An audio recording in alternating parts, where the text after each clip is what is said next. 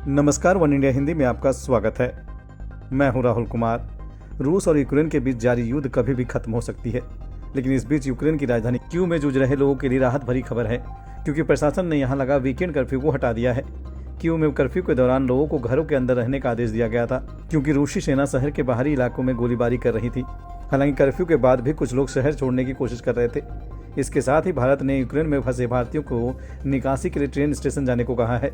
Ukraine में भारत के करीब 15,000 नागरिक फंसे हुए हैं और उनमें अधिकतर छात्र हैं। यूक्रेन में मौजूद भारतीय दूतावास ने ट्वीट कर बताया है कि भारतीय छात्रों को निकालने के लिए स्पेशल ट्रेन चलाने का इंतजाम किया गया है। रेलवे स्टेशन से यूक्रेन के पश्चिमी हिस्सों तक ट्रेन जाएगी। यूक्रेन में युद्ध के बीच फंसे छात्रों को निकालने के लिए भारत सरकार हवाई रास्ते के अलावा अन्य विकल्पों पर विचार कर रही है। भारत सरकार ने यूक्रेन के पड़ोसी देशों से बात की है और इस विकल्प पर चर्चा कर रही है कि छात्रों को रेल रूट और सड़क मार्ग से यूक्रेन से निकाला जाएगा। केंद्र ने इसके लिए युद्ध स्तर पर कूटनीति शुरू कर दी है। इस मामले में ताज़ा अपडेट ये है कि भारत अब 4 सीनियर मंत्रियों को यूक्रेन के पड़ोसी देशों में भेज रहा है। ये मंत्री भारतीय नागरिकों को निकालने की मदद करेंगे। जिन मंत्रियों को भेजा जा रहा है उनमें हरदीप पुरी, ज्योतिरादित्य सिंधिया, किरण रिजिजू और जनरल वीके सिंह का नाम शामिल है। फिलहाल भारत अपने नागरिकों की सुरक्षित वापसी के लिए रूस और यूक्रेन दोनों देशों से लगातार संपर्क में है। यूक्रेन संकट लगातार गहराता जा रहा है। रूस यूक्रेन युद्ध के बीच अब सूत्रों के हवाले से खबर है कि यूक्रेन में फंसे भारतीय छात्रों की निकासी के लिए 4 केंद्रीय मंत्रियों को यूक्रेन के सीमावर्ती देशों में भेजा जा सकता है। न्यूज एजेंसी एनआई के मुताबिक केंद्रीय मंत्री हरदीप सिंह पुरी, ज्योतिरादित्य सिंधिया, केंद्रीय मंत्री किरण रिजिजू और जनरल वीके सिंह को यूक्रेन के पड़ोसी देशों में भेजा जा सकता है। ये मंत्री निकासी मिशन के लिए अन्य देशों के साथ समन्वय स्थापित करेंगे और वहां फंसे भारतीय छात्रों की मदद करने का काम करेंगे। आपको बता दें, यूक्रेन रूस युद्ध में यूक्रेन में फंसे भारतीयों में से 249 लोगों का एक दल सोमवार सुबह ऑपरेशन गंगा के तहत 5वीं फ्लाइट से नई दिल्ली के इंदिरा गांधी इंटरनेशनल एयरपोर्ट पर पहुंचा है। इन सभी को रोमानिया के बुखारेस्ट एयरपोर्ट से लाया गया है।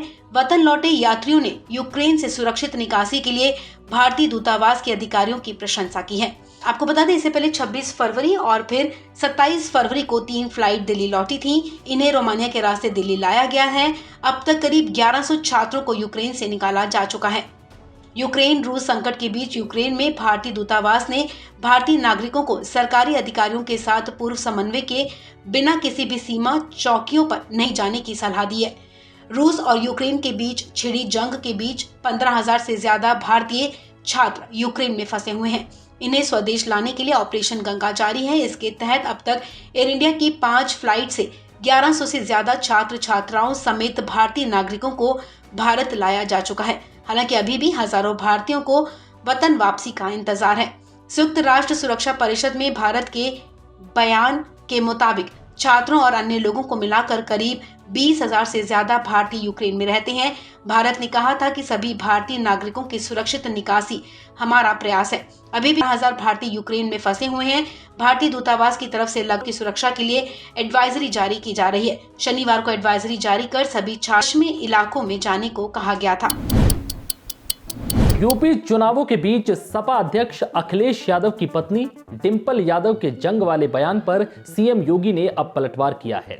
दरअसल डिंपल यादव ने सीएम योगी के कपड़ों की कलर की तुलना जंग से की थी, जिसके बाद सीएम योगी ने उनके बयान पर क्या कहा, सुनिए। एक बात मुझे बहुत खटकी है। कल आपने समाजवादी पार्टी के कुछ लोगों के बयान सुने होंगे और वह बयान सृष्टि का भी अपमान है, सनातन धर्म का भी अपमान है, भारत के संत समाज का भी अपमान है। और उन्होंने क्या कहा, यानी भगवा को उन्होंने जंग के साथ जोड़ा है। लेकिन हां, मैं कह सकता हूं मैं भगवाधारी हूं।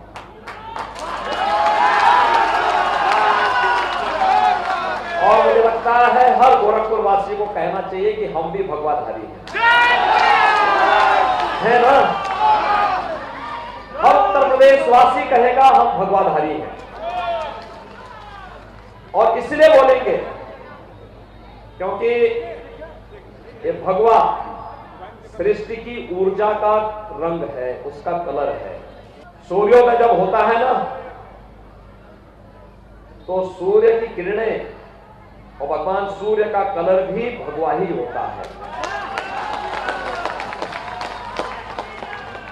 जो अग्नि हम सबकी ऊर्जा का कारण है, उसका रंग भी भगवा ही है। और यही नहीं भाइयों बहनों, वैश्विक मंच पर स्वामी विवेकानंद ने एक बात कही थी कि गर्व से कहो हम हिंदू हैं। कहा था ना? उनका बाना कुछ और था क्या? उनका बाना भगवा ही था। क्या था? आप भी बोलो, मैं भगवाधारी हूं, हम भी भगवाधारी हैं। मैं भगवाधारी हूं, हम भी भगवाधारी हैं, क्योंकि ये हमारी पहचान है। पहचान है ना? बता दें कि सपा के राष्ट्रीय अध्यक्ष अखिलेश यादव की पत्नी और पूर्व सांसद डिंपल यादव ने बीते शुक्रवार को कौशाम्बी जिले के सिराथू विधानसभा क्षेत्र से सपा गठबंधन की उम्मीदवार पल्लवी पटेल के समर्थन में आयोजित एक जनसभा को संबोधित किया था। उन्होंने मंच से कहा था कि जंग का रंग ऐसा ही होता है जिस रंग के सीएम कपड़े पहनते हैं। ऐसे जंग लगे इंजन को हटाने की जरूरत है। उत्तर प्रदेश में 5 चरणों के लिए मतदान खत्म हो गया है। अब 2 चरणों के लिए मतदान बाकी है। 2 चरणों के लिए चुनावी प्रचार में नेता जी जान लगा रहे हैं। इसी कड़ी में समाजवादी पार्टी के सुप्रीमो अखिलेश यादव ने सोमवार को ताबड़तोड़ कई रैलियां की। अंबेडकर नगर के जलालपुर में अखिलेश यादव ने रैली की और निशाने पर योगी सरकार को लिया। जो कह रहे थे कि गरीब हमारा हवाई चप्पल में चलने वाला हवाई जहाज में चलेगा, याद है कि नहीं याद है? और जब से ये सरकार में आए हैं, सरकारी हवाई जहाज भेज दिए। हवाई जहाज जहां खड़े होते हैं वो हवाई अड्डा भेज दिया, रेलगाड़ी भेज दी, रेलवे स्टेशन की सब कीमती जमीनें और रेलवे स्टेशन भेज दिया, पानी का जहाज भेज दिया, बंदरगाह भेज दिया। बताओ भेज दिया कि नहीं भेज दिया? और ये इसलिए भेज दिया, आपने पुरानी कहावत सुनी होगी, न रहेगा बांस और न बजेगी बांसुरी। जब सब बिक जाएगा तो बताओ नौकरी और रोजगार कौन देगा? कौन देगा नौकरी और रोजगार? बताओ नौजवान साथियों और हमारे बीएड टेट वाले 5 साल इंतजार करते रहे कि नहीं करते रहे? अब और तो इंतजार नहीं करोगे तो गलती मत करना। हमारा संकल्प पत्र पढ़ लिया, हमारा घोषणा पत्र पढ़ लिया, समाजवादी सरकार बनेगी तो बीएड टेट के लोगों को समायोजित करने का काम समाजवादी सरकार में होगा। अंबेडकर नगर में ही एक और चुनावी रैली को अखिलेश यादव ने संबोधित किया। आलापुर की रैली में अखिलेश यादव बीजेपी पर भी जमकर बरसे। इस बार का चुनाव आप लोग देख रहे होंगे, शायद ऐसा चुनाव कभी पहले नहीं हुआ। पहली बार ऐसा देखने को मिल रहा है कि जनता चुनाव लड़ रही है, जनता चुनाव लड़ रही है। और जितना बदलाव हम चाहते हैं उससे ज्यादा जनता बदलाव और परिवर्तन चाहती है, क्योंकि 5 साल का जो कार्यकाल देखा है, हमारे चाहे किसान हो, माताएं बहनें हो, नौजवान साथी हो, चाहे हमारे बुनकर भाई हो, बड़े पैमाने पर उन्हें दुख, तकलीफ और परेशानी का सामना करना पड़ा है। अगर हम 5 साल पीछे मुड़ करके देखते हैं और 5 साल का जो कार्यकाल भारतीय जनता पार्टी का सरकार का गुजरा है,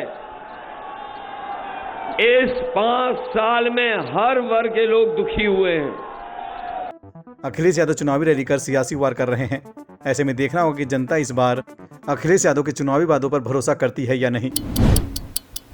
यूपी चुनाव के बीच नेताओं में जुबानी जंग और तेज हो गई है।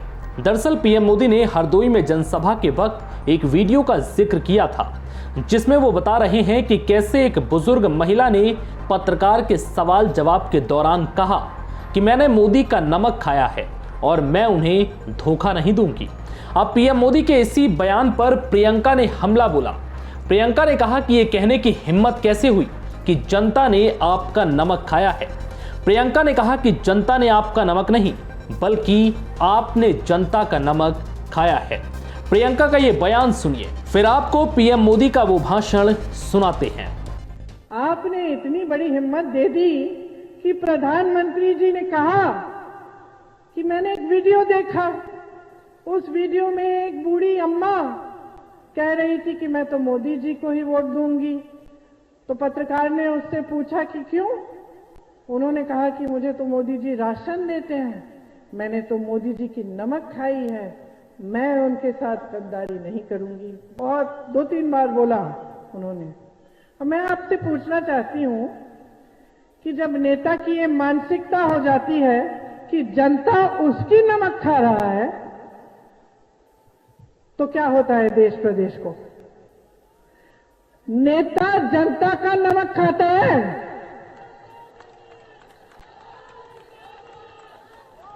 उधार में देते हैं आप सत्ता नेताओं को। आप चाहें तो हम सबको उतार दीजिए इस मंच से, ये आपकी सत्ता है, ये लोकतंत्र है बहनों और भाइयों, कोई तानाशाही नहीं है, ये कोई शहंशाह नहीं बैठे हैं गद्दी पे। आपने इनको भगवान बना दिया है। ये बोलते हैं तो आपको लगता है भगवान की वाणी है। अरे जाग जाइए, जाग जाइए, आपको गुमराह किया जा रहा है। हर 5 साल आकर धर्म की बात, जाति की बात कर करके सत्ता में रह रहे हैं। चलिए अब आपको पीएम मोदी का वो भाषण सुनाते हैं जिसमें हरदोई में उन्होंने एक बुजुर्ग महिला के द्वारा मोदी का नमक खाने की बात कही। मैं कल ये सोशल मीडिया में एक वीडियो देख रहा था और मेरा मन करता है वो मैं आज बात बताऊं मैंने क्या देखा। बताऊं ना? बताऊं ना? मैं चाहता हूं कि मैं आपके सामने, खास करके मेरे उत्तर प्रदेश के भाइयों बहनों के सामने, ये बात मेरे दिल को छू गई, इसलिए मैं बताना चाहता हूं। उस वीडियो जो मेरे पास पहुंचा उसमें एक बहुत ही गरीब बुजुर्ग महिला, और मैं देख करके कह सकता हूं शायद उस मां को कभी स्कूल में जाकर के पढ़ाई करने का बहुत सौभाग्य नहीं मिला होगा। ऐसी एक गरीब बुजुर्ग मां, एक ऐसे ही आजकल जाते हैं ना टीवी, हमारे ऐसे मित्र सारे, तो ऐसे कोई डंडा लेकर के पहुंच गया इंटरव्यू करने के लिए। वो गरीब मां को तो क्या मालूम, वो आके खड़ा हो गया, उसने ऐसे ही उनको जरा टेढ़े मेढ़े सवाल पूछना शुरू किया। उस गरीब महिला बुजुर्ग मां से पूछा कि आपके यहां चुनाव कब है? और मजा ये है उस मां ने सही तारीख बताई कि फलानी तारीख को हमारे यहां चुनाव है। लेकिन उसके साथ साथ ये भी कह दिया मां ने, ताकि वो आकर के सर खाए नहीं, नया सवाल पूछे नहीं। उन्होंने कहा चुनाव है फलानी तारीख को और हमने नमक खाया है, हम धोखा नहीं देंगे। एक गरीब बुजुर्ग अनपढ़ मां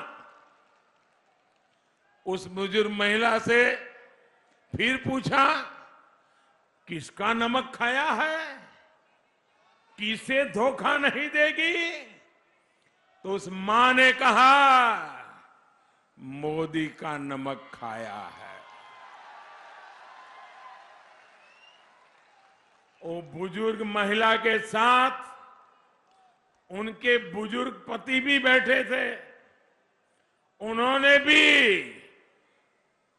उस मां ने जो कहा उनके पतिदेव ने भी उसको समर्थन दिया, हां में हां मिलाई। फिर उस बुजुर्ग महिला से पूछा गया कि मोदी ने ऐसा क्या किया है। साथियों, इस गरीब बुजुर्ग मां ने उत्तर दिया, ये उत्तर मैं कभी भूल नहीं सकता। उस मां ने कहा, मोदी राशन दो हमें। बता दें कि यूपी में 7 चरणों में मतदान हो रहे हैं। 27 फरवरी को 5वें चरण का मतदान हो चुका है, तो वहीं 7 मार्च को आखिरी चरण की वोटिंग होगी और 10 मार्च को नतीजे आएंगे। फिलहाल इस वीडियो में इतना ही। नमस्कार।